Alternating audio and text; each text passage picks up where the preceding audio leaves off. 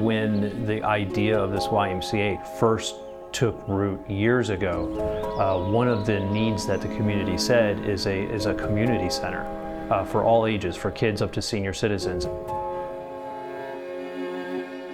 They wanted something that would allow the whole community in instead of just a small group. You don't have to be a member of the Y. Just come in and use it. Enjoy it. And I think that's extremely special and unique.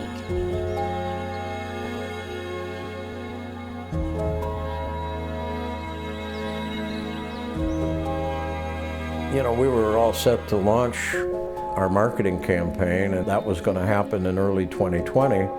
And then COVID came, and what it left behind was an increase in pricing, a shortage of materials. So we had to step back and really take a look at, can we afford to do what we're planning on doing? And so we had a $6 million deficit facing us. We went to the owner and we said, we may have to sacrifice program. And he says, no, we're not. We're not sacrificing program. So we were over budget, but cutting program could not be the option because of the existing facility. They were already tight to begin with. They wanted to offer more programs for the community. The community deserves those programs.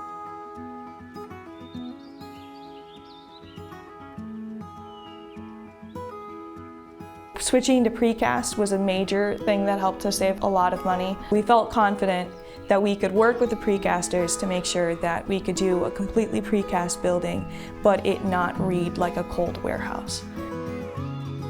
And then we clad parts of it with the terracotta colored metal panels, also very cost effective.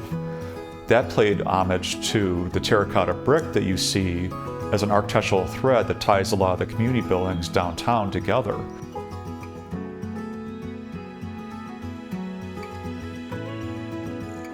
I wanted it all. I wanted to be able to appease every person that came in. I wanted a wow factor for every member that walked into our facility, whether they were going to our studios for group exercise or the wellness floor for the cardio and strength area of the facility. I wanted them to feel like we thought of them.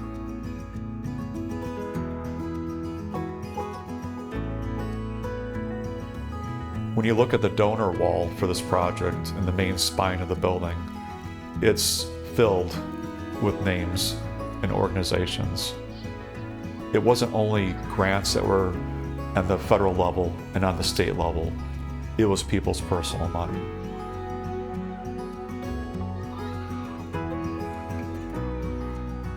I personally was involved in a number of those interviews with folks from the local community, and it kept going back to these business owners, these people that we were talking to, how appreciative they were and are of what Ottawa's done for them over the years. And this was a wonderful opportunity for them to give back, and what a great way to do so.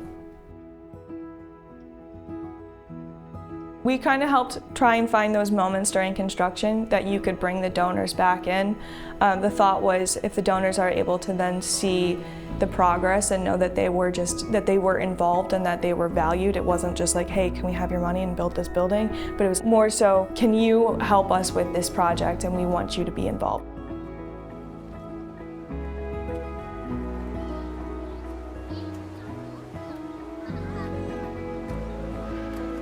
They were expecting, according to their feasibility studies, to have an increase in membership.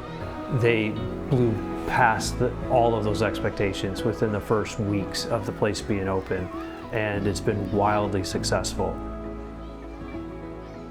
And I mention that because when you see the membership growth that the YMCA's had, it echoes what we knew was going to happen. It was the support of the community, that they were waiting for this to be here.